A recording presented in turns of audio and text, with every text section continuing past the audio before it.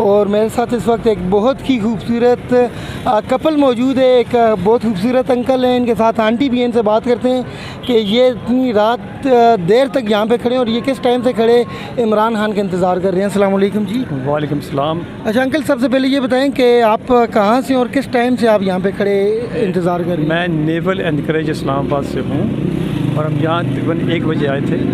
दिन के 1 बजे के आप यहीं पे खड़े हैं? रात का 1 बजे। अच्छा, रात को 1 बजे आए और यहीं पे आप खड़े इंतज़ार कर रहे हैं। और कितना मज़ीद इंतज़ार करेंगे? जब तक खान साहब नहीं आते।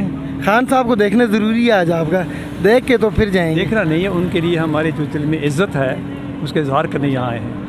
मतलब वो तो आपसे दूर ही होंगे, देख ही इजहार होगा आपकी मोहब्बत का।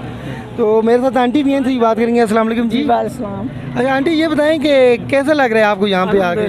बहुत अच्छा लग रहा है। और क्या आप क्या चाहती हैं, क्या मुतालबात हैं? मेरे मुतालबा कुछ नहीं है, जो इमरान खान कर रहे हैं ना, तो we are standing with him. वो जो वो कह रहा है वही हमारे मुतालबा, वही मुतालबात आप लोगों के भी हैं और वही जज्बात भी आप लोगों के हैं। बिल्कुल। क्या मैसेज देना चाहेंगे देखने वाले लोगों को?